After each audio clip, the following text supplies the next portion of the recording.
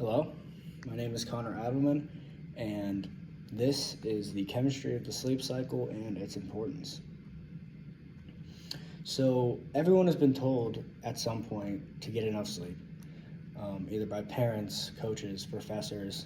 They tell you always to get 8 hours of sleep.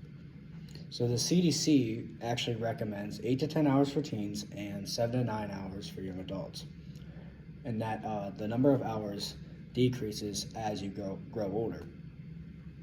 According to sleepfoundation.org, a normal night of sleep can be broken into 4 different stages: N1, N2, N3, and REM sleep.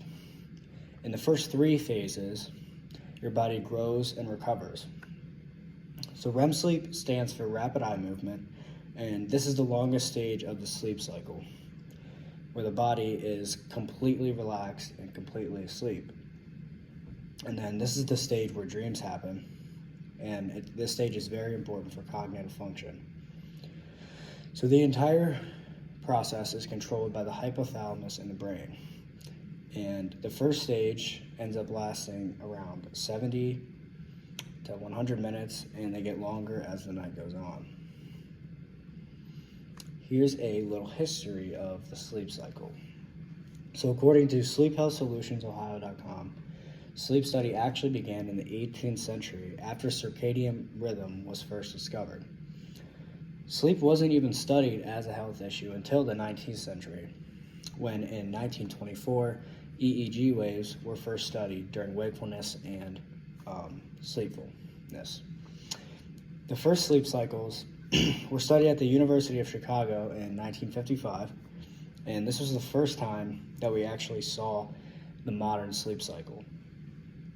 So now with the development of technology such as mobile apps, smartwatches, just cell phones, it's become easier for scientists to track and diagnose sleep disorders. So let's get into the chemistry of sleep. When we look at the chemistry of the sleep cycle, we can actually look at the 24-hour day as a whole.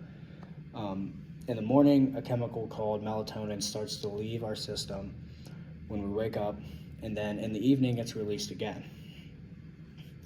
As stated by the ACS, melatonin production is regulated by the pineal gland. When the retinas in the eyes detect sunlight or darkness, they send a signal to the pineal gland, which tells us to stay asleep or wake up. And we produce about 0.3 milligrams of melatonin in a 24-hour day. And there's another chemical called adenosine that slows down the activity of the neurons, which helps us fall asleep. And then it builds up in the body when we're awake, which makes us feel tired, and then it's broken down during sleep, which starts the process all over again the next day. This is the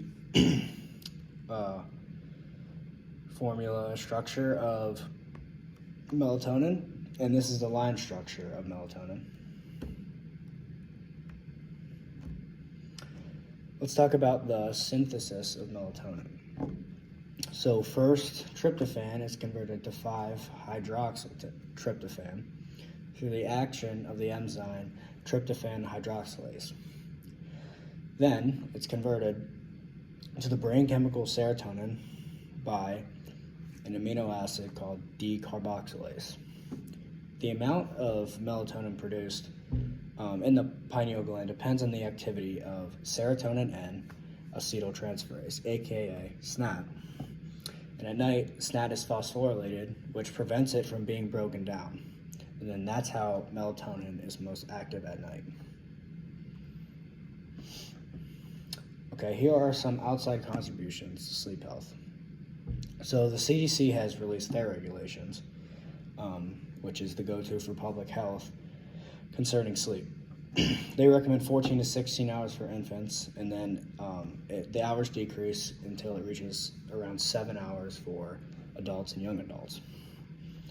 In the field of psychology, the famous psychiatrist Hans Berger was the first to use EEG brainwaves and then study the difference between being asleep and being awake. A British doctor, John Davy, was the first to study the relationship between body temperature and sleep, and then he was the first person to actually consider sleep a health issue. Okay, here are some outside impacts. So, technology has obviously impacted sleep so much in the way that scientists now have more tools when it comes to just tracking your sleep and diagnosing sleep disorders like sleep apnea, restless leg syndrome, and sleep paralysis. Technology has also allowed just a normal person to track sleep and know if they're getting high quality sleep or not. So also with the internet and there's now access to widespread information about how to get healthy sleep. So there's obviously some positives about that, but with so much information being out there, it is hard to find exactly the right information. So there is some common misconceptions about sleep. For example, certain drugs and alcohol can improve sleep. That's just not true, but that's just an example. There's things like melatonin supplementation that isn't exactly good for sleep unless it's used the right way, and you should always talk to your doctor before using any kind of supplementation for sleep. So in conclusion, the chemistry behind sleep, it allows our bodies to know exactly when to be tired and when to wake up. And the 4-stage sleep cycle is important.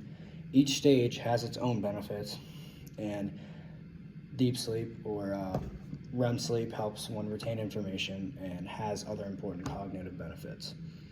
And years of research have been put into the study of sleep, and information is always readily available.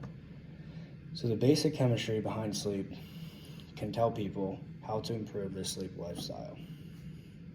These are my references. Thank you.